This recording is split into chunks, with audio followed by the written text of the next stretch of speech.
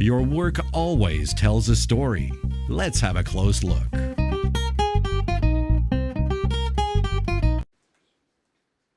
Hello, everybody, and welcome to Close Look. I am your host for the next 30 minutes or so, Alicia. I'm also host of The Reality Is, which is a podcast that is associated with Close Look Productions. With me, we have a very special guest. I'm so excited to have Sandy on the show. So thank you for being on the show. Thank you so much, Alicia, for having me. I'm very excited to be here. Great. And you know what? It's very interesting. I haven't done in-person meetings in a while, so, this is kind of how it's going to look. Social distance, everyone is safe and healthy, and let's get on with the show. So, Sandy, why don't you tell us a little bit about yourself? Yes, I'd love to share. I was actually born in India. I was a year old. I was born in Punjab. I was a year old when I left. My family immigrated to England, and at the age of 7, I came to Canada, Vancouver, I grew up in Vancouver. I spent more than 40 years there, and just recently I moved to Coquitlam. Wow. So you've been everywhere. You've been to a lot of places, and you've experienced a lot of different cultures. So tell me a little bit about that, because, it's a fusion of different cultures, being from South Asian background and then from Western standpoint, that fusion can be very confusing and interesting. So tell me a little bit about how that was. Definitely. Yeah, even though I was a year old when I left Punjab, but I still am very connected to my roots and my culture. I actually love being Punjabi. I love our language. I love the culture. I love the song and dance, of course, and the colors. Absolutely. And also growing up in the Western world, I was in England for my early childhood years for preschool.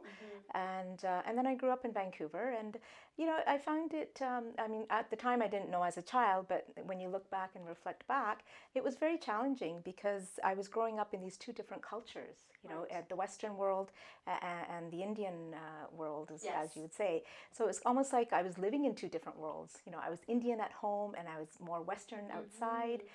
And just trying to balance both of those, it was difficult. Yeah, absolutely. And kind of having to negotiate or compromise on what your identity is, rather than choosing either or, because it's not really like that. Definitely. Choosing one, it's kind of both together, and it's what you make of it. Yeah, absolutely. Yeah, I don't think I ever felt the need to choose one over the other, Okay, but it was more of, yes, pleasing my parents or my community, and also having my own identity. Who am I? Who is Sandy Chadha? Am I Punjabi and I have an Indian name? Right. Am I more Western? And how do you go about, again, finding that fine balance? Right, absolutely. I did an actual episode. It's called The Good Girl Syndrome. And it's a lot of times girls in the South Asian community especially, they experience having to fill this role as a daughter or as a mother or wife, and expressing their identity as the rule follower and respectful and all those kinds of things. So that reminded me of that when you were talking about those pressures. Yes. Yeah, I can definitely speak to any of those. Yes. Yes, absolutely. And so the reason, one of the big reasons we have Sandy on the show today is that she has a lot of life experience. Growing up, in Western society and the life challenges that you experience. And it's quite motivational, and it would be quite an injustice to kind of keep this, what you've experienced just, between the two of us. So I'm really excited that, you can speak with me, and, it's going to a wider audience. You can help a lot of people. So, in our conversations on the phone, you did talk a lot about, your personal legend, which is basically, what you wanted to do in your life, what your passions were. And that started at a young age. And you stuck through that. You stuck with that. Could you tell the viewers a little bit about, what it was that you wanted to do and kind of how it all started? I'd love to, Alicia. And first of all, thank you for the opportunity. I love sharing my life experiences. And hopefully, I can inspire folks out there, and especially the young next generation, our youth. And not just in our culture, but anybody in that's out there listening. And so as a young child growing up in this sort of two lives, if you want to say, At an early age, at the age of 12, I had started to think about what it is that I want to be when I grow up, you Right. know, and that came from a little bit came from school. When they started doing the career questioning and seeing where you fit, you know, what kind of career path you can take. And initially, as mentioned, you know, I wanted to be a flight attendant, and then I thought, no, that's not going to work. I wanted to be a lawyer, and I love anything to do with law. But then I realized that, you know, perhaps my parents couldn't put me through the education, you know, in terms of cost and the time involved in that. Because again, I'm still thinking as an Indian girl, you know, what is it that I can do Right. with the sort of maybe the restrictions that the family had Right. or the culture has. Right. And even though I wanted to break those barriers, break those walls, but I still had to think about, you know, what can I do that isn't necessarily going to upset everybody around me. Yes. And Yes. so then, while I was going through my own thought processes then, and I remember this very vividly, and it's like, and then I realized that, you know, I want to be a police officer. And you know, that is so interesting because you just mentioned that you didn't want to, like, you know, shake the roof. You didn't want to break, you know, go past the boundaries. But being a police officer, being a woman police officer, right? That is, I think that's like the epitome of, you know, going past your boundaries as, you know, a South Asian woman, especially. So that was very interesting that you reached that conclusion there. Definitely. And like I said, you know, it was just something that it came to me. And the reason why was that, you know, I really felt from a young age, and partly because of what I had seen around me in my life, you know, what was going on around within my relatives, my community, my own family. You know, I was seeing the need was there to help people. And it's like, well, how can I help somebody? And in order to help, sometimes you do need to be in a position of authority, you Right. know, not necessarily in uniform, but in a place of authority where you can say, and then people will actually listen to you, you know, and take your advice. It's like, you know what, I have this experience, I have this education. Um, I am going to tell you what is best for you, or I can guide you to Right. tell you what's best for Right. you. And then you make that decision, you know. Right. And again, it was more, I was seeing most, not primarily focused on our community, but within our community, I was seeing a lot of the abuse, the addictions, the alcoholism, Yeah. you know, the domestic violence, Right. and that was around me constantly within our community. Absolutely. And so I felt this need to get out there and just help. And also for my own very personal experiences that I was going through as well and have gone through ever since. And so then I just felt, you know, I had made this mind up, and I said, I'm going to be a police officer. And I knew at the time that nobody in my immediate family or even in my community was a police officer. And then being a woman, you know, being Yeah. Indo-Canadian, Yes. Yeah. so I was actually breaking barriers there as well. Absolutely. It's amazing. You broke many barriers. In fact, I believe you were the first Sikh female person to join the RCMP. Is that how it Yes, is? yes. Can you say it So again? I think you'll do better justice. no.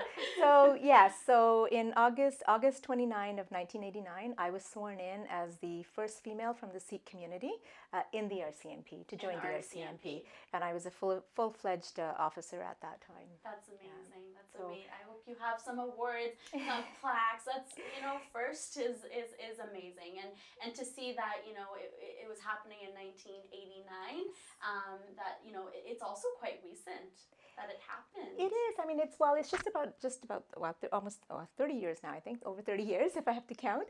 And but you know, even today, yes. I mean, there are more South Asian officers out there in all the police forces, women as well. But at that time, you know, women had just started coming into the force in about the 70s. Right. Women in general, and then women of color actually, you know, didn't start coming in until the 80s.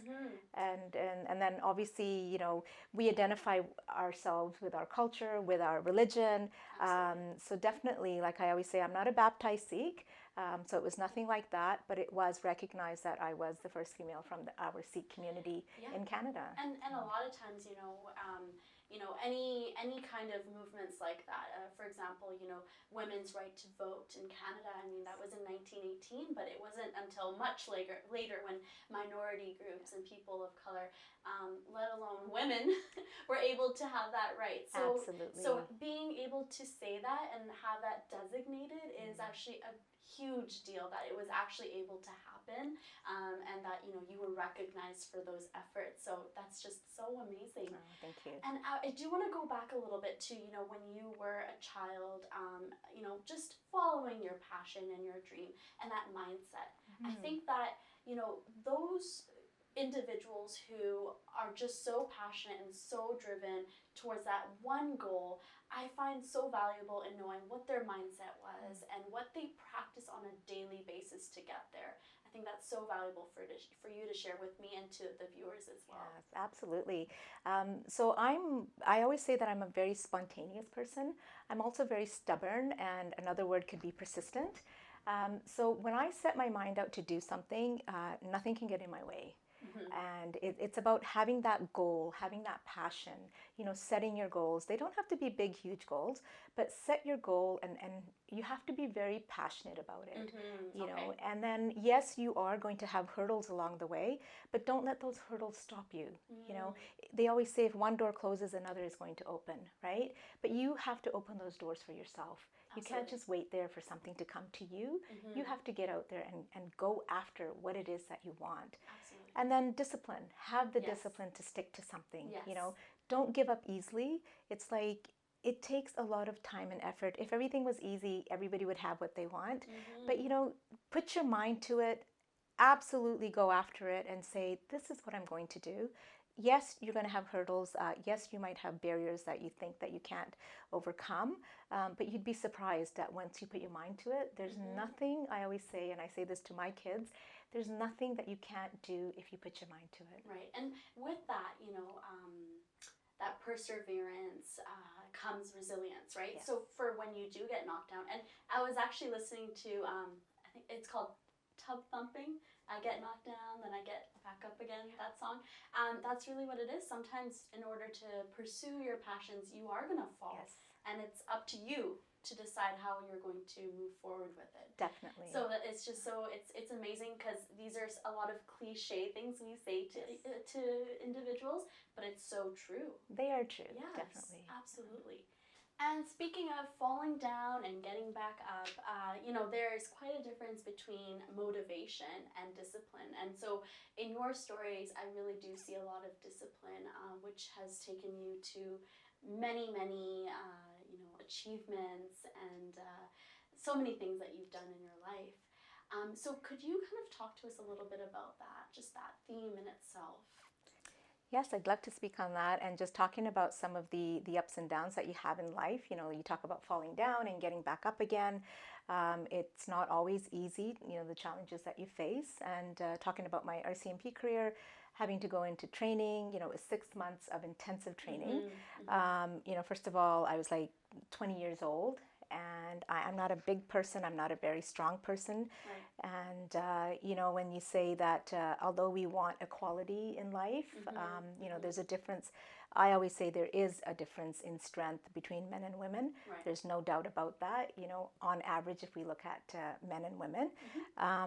But you also learn how to use your own personal strengths, and it's not physical strength, your own strengths in terms of women are known to be able to talk themselves out of a situation, whereas men are quick to get into it, get the fists up and let's do this now, right? So there is that difference as well. And just, in training, it was very challenging because I had my peers there, white young men that would come up to my face and tell me directly, you are not going to make it.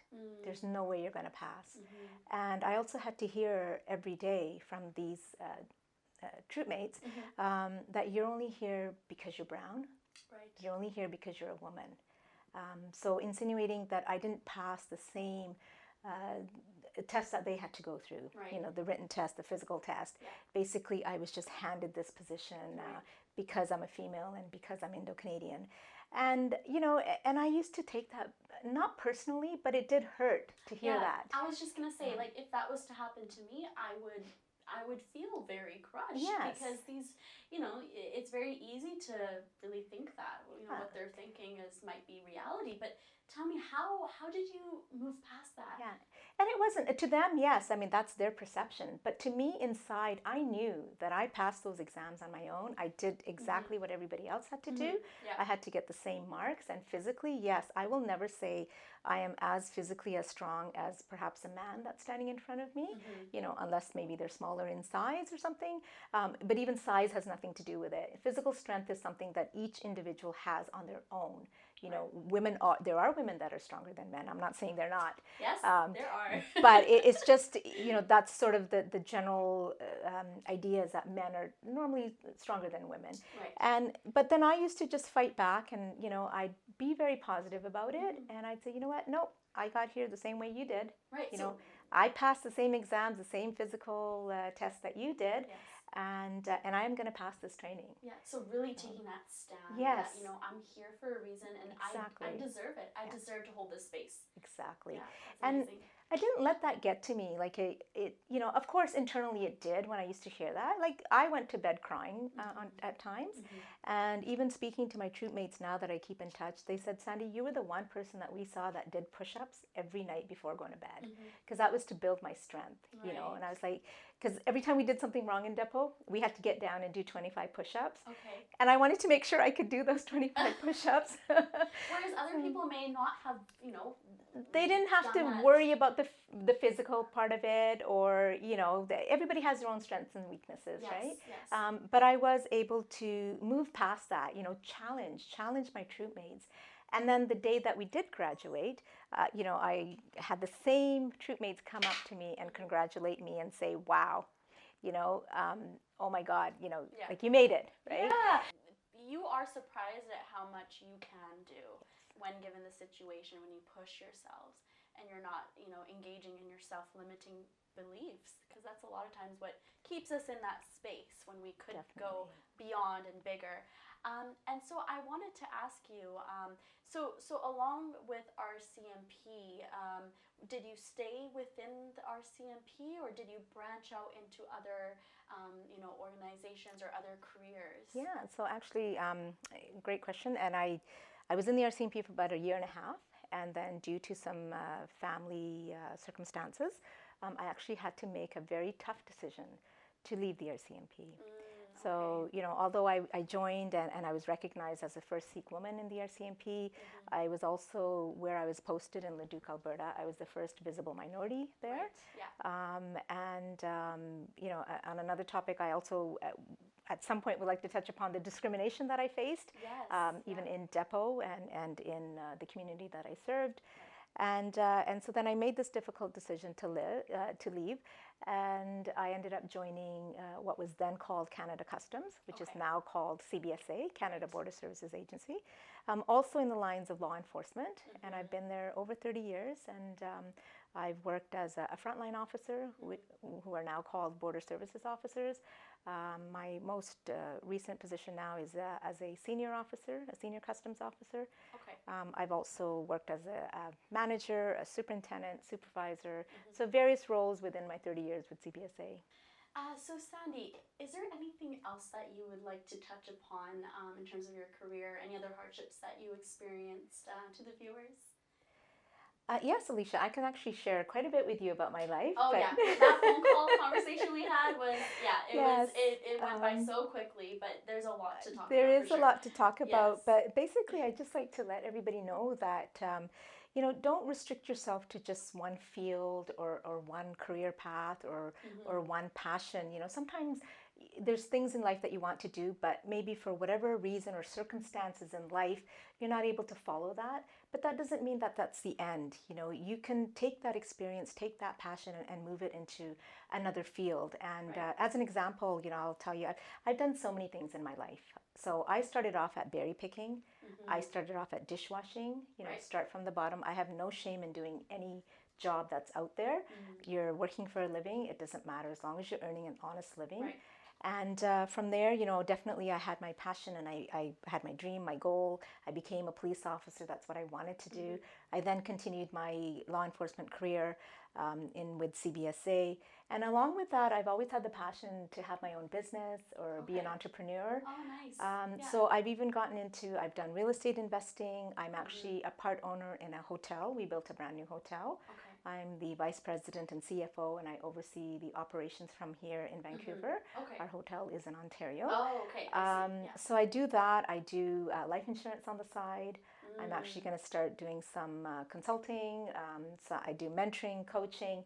So it's not necessarily a career path, but there's so many other things that you can do based on your life experiences and just sharing with everybody. And and I do want to point out something, because this is actually just glaring at me.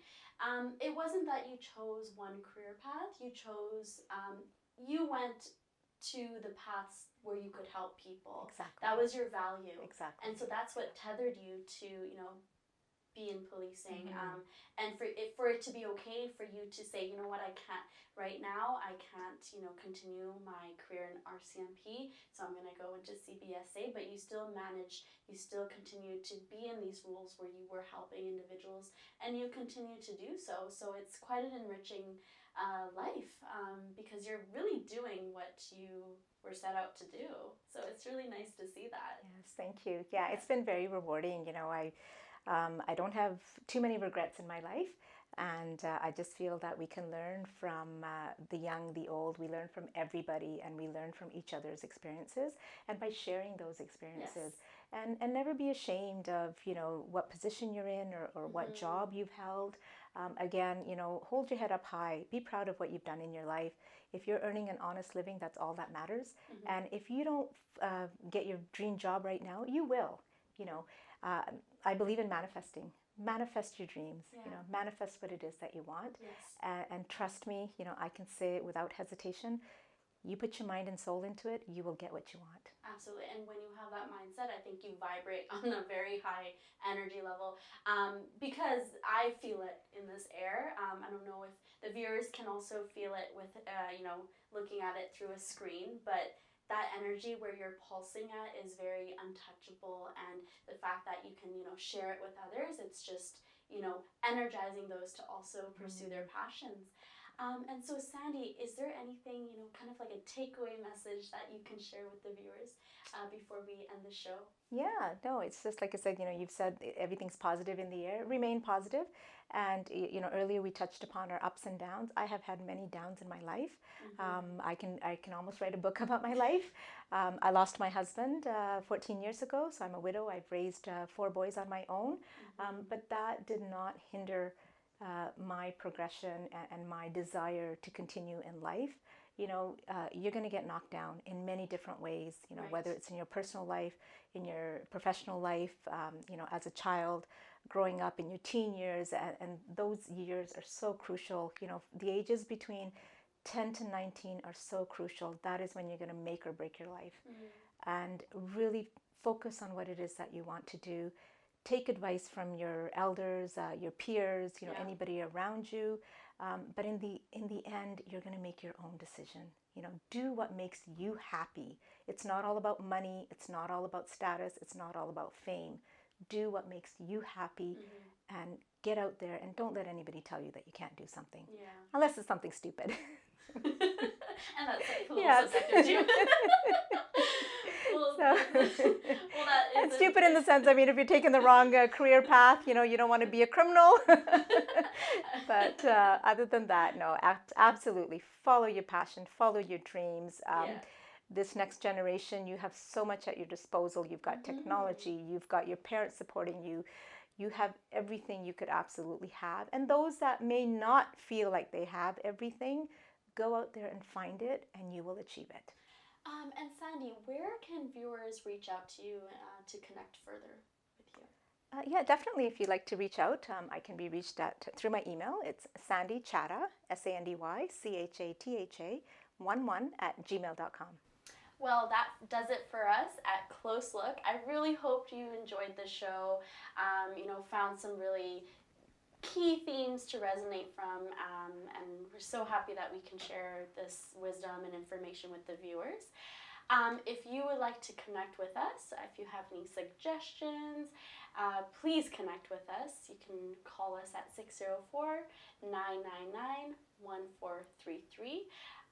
You can also check out our website at cluefoundation.org or CloseLook.ca. If you want to be a guest, which would be amazing, please connect with us through those various platforms, and we would be happy to have you on the show. Thank you so much for watching, and we'll see you next time.